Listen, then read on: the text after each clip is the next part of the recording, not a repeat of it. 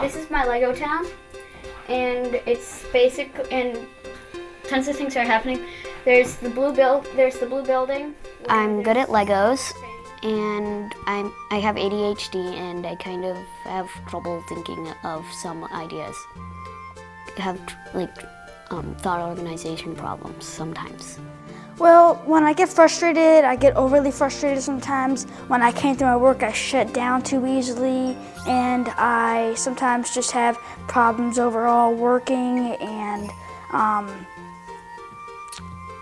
just keeping my anger under control.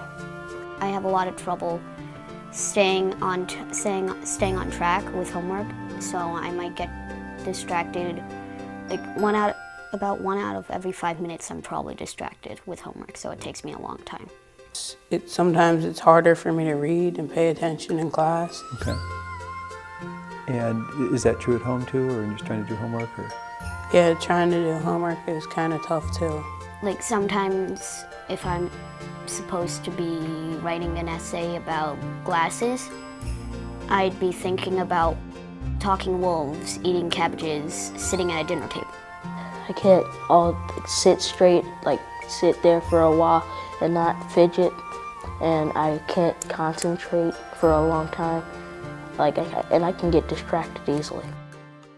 Few topics concerning children's health arouse more controversy than attention deficit hyperactivity disorder. So there's opposing views. It gets quite controversial. Scientists still don't know the exact causes of ADHD. The more you study ADD, the less certain you are as to what it is, or whether it is 1,000 different situations, all called by the same name. They cannot sit still, they cannot attend, they cannot, even when...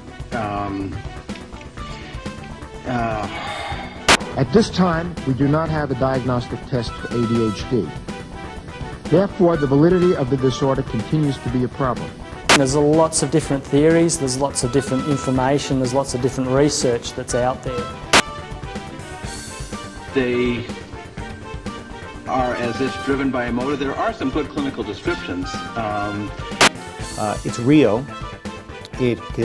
Literally 5 to 8% of the population has this disorder. The cause is still basically unknown. It's not a scientific fact. And then even if you say this child is different, you have immense problems with trying to say, why is this child different?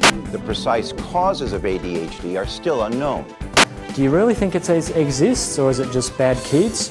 Or the other alternative is people say, well, yeah, I know what it's all about. It's a bunch of behaviours that make it difficult to teach kids in a big classroom. And the important part is that it's a variation on normal. Basically, the majority of research does suggest a neurobiological basis. So we're talking about something going on in the central nervous system, particularly the brain. Perhaps something chemical, perhaps something otherwise. But that's where most of the research is pointing to. Scientists have discovered that children with ADHD often have a smaller cortex, the part of the brain that controls thought and action. This diminished size usually occurs in the area of the cortex known as the frontal lobe. The frontal lobe is an especially important part of the brain, playing a role in many key functions, including impulse control, socialization, reason, and judgment. Experts believe this may help explain why some children with ADHD are more prone to drifting off, making sudden outbursts, or using poor judgment. The belief system that psychiatry has these days is no longer has anything to do with scientific evidence. It's in the realm of religion. Zero scientific evidence to support that. No objective test, no identifiable physical or chemical abnormality. If we are able to look at the brains of children who have ADHD, they look different than typical children. Nowhere in the brain or body of children said to have ADD or ADHD can an abnormality be found, or has an abnormality ever been found? And they found that there were significant differences in the frontal lobe and in the cerebellum. The frontal lobe is where you have your executive functioning, where you're able to prioritize which item should I attack first.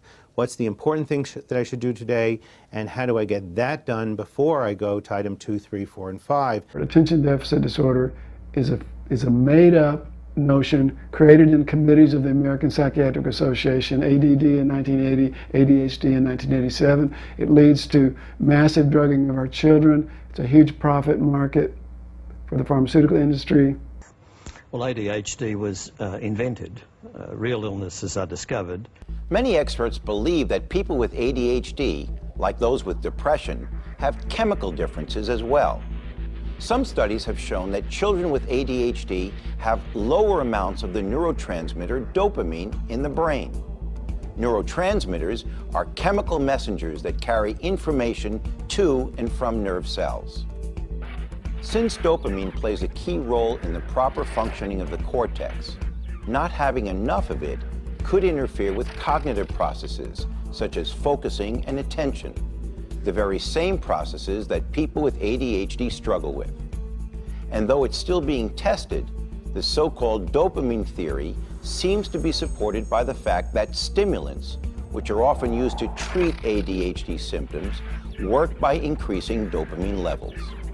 When you have attention deficit hyperactivity disorder, you use your dopamine and your norepinephrine faster in your brain than the average person. And when you don't have enough of that, you become inattentive, or you become more impulsive, or you're more hyperactive.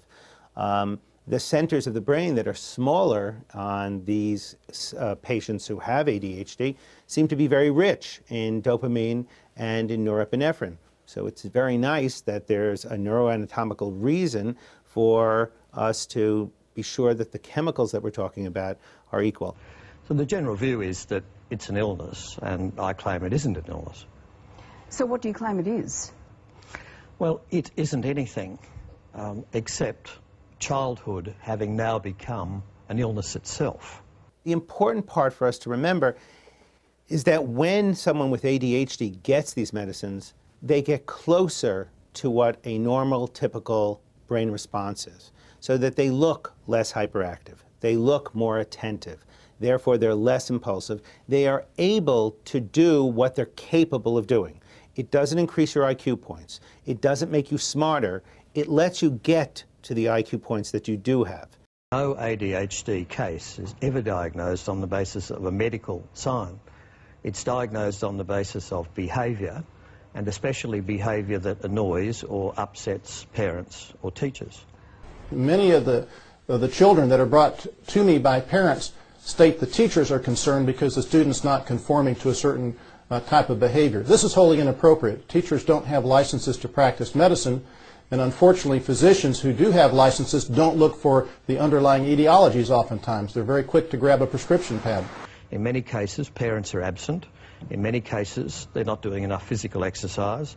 In many cases, they're in front of a computer all day. Often, they find school boring, teachers boring. They want stimulation. The tendency now is simply to label them and say, you are difficult to manage, you are too demanding, you are upsetting, we'll call you sick and we'll give you drugs. I think part of the problem is that teachers are finding it increasingly difficult to discipline children at school. Certainly these drugs make the children more compliant. I think parents are often wanting a quick fix. Are American kids overdiagnosed with ADHD? This is an interesting question, because so many American kids who are diagnosed with ADHD are male. And having raised two sons, I know that raising sons and daughters is a very different experience. Male brains are definitely wired differently to female brains, so you can almost see why we perhaps get labelled a bit more readily with ADHD. I think the whole male population may have a degree of it, perhaps. So I think, yes, I think that there is some sense in which we overdiagnose kids with ADHD, and that description or that diagnosis is designed to designate an overactive boy. And I think many boys are highly active, highly energetic, and when there is an outlet for that, I think they do well. But having them sit in seats through a regimented day doesn't appeal to the average 8-year-old boy. There is a tendency now to label children's behaviour which was originally called childhood behaviour, as an illness. And we're doing this right across the board. So to assume immediately that a child who is argumentative, who doesn't do his homework, Yep. is likely to interrupt a conversation, which are all typical characteristics of children, to argue that they're illnesses and then to drug them is, to my mind, totally unwarranted. The basic assumptions are real simple of biological psychiatry. Social adjustment is good. Failure to adjust is due to, not physical problems, not emotional problems, not systems problems or faulty schools or overstimulation or too much TV and video or sleep deprivation or family trauma, child abuse. It's none of those things. Failure to adjust is a result of mental illness. Failure to adjust in school is a result of ADHD. That's the assumption. There are a lot of kids who are on drugs and being treated for ADHD. Are you saying they're on drugs that they shouldn't be on? Indeed. There are over 20 million children worldwide that are taking amphetamine for what I'm claiming is an imaginary condition.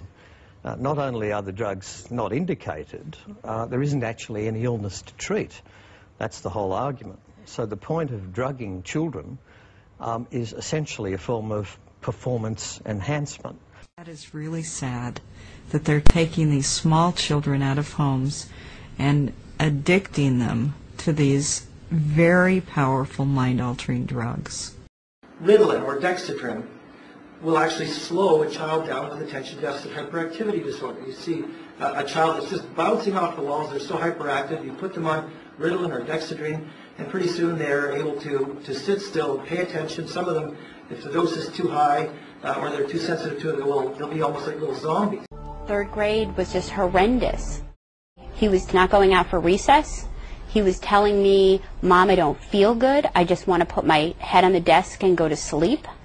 He goes, "It doesn't make me feel good. Don't make me take them." This part of the brain is so powerful. When it finally awakens, it's able to exert executive control over the brain, and the child can sit still and do what they're told and so on. The major stimulant drugs like amphetamine, dexedrine, and Ritalin disrupt 3 of the most widespread neurotransmitter systems.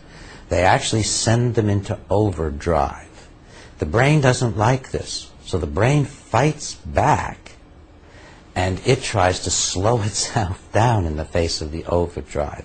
Makes me kind of feel kind of tired and very, very like dizzy and dopey. And it's very unstable, and it's very unpredictable, and as a result you never quite know how a child is going to react to these drugs, other than over time the brain's going to compensate very heavily for the drugs. Which is known to affect the heart in a bad way, which is known to stunt growth, which is known to cause all kinds of problems with virtually every organ system in the body. Any type of drug like this is going to increase your heart rate, it may elevate your blood pressure, it will decrease your appetite. Those things are side effects that are unnecessary if your dopamine and norepinephrine levels are normal. Between 1970 and 2000, 30 years later, you have about a 4,000% increase in the number of children on psychiatric drugs, school-age children. While you're never as attentive as a typical or normal individual, you are more in the normal range that permits you to be more contemplative, insightful, and therefore get in touch with and use your intelligence. It's helped me with my schoolwork, not getting as frustrated with my friends. It's kind of easier for me to focus and concentrate my energy on one thing. Well, I don't stress as much anymore. I'm much more calmer now than I used to be, and less hyper. Doing my homework better, not getting into so much fights at school. What it's doing is it's making me be able to focus so I'm not under stress.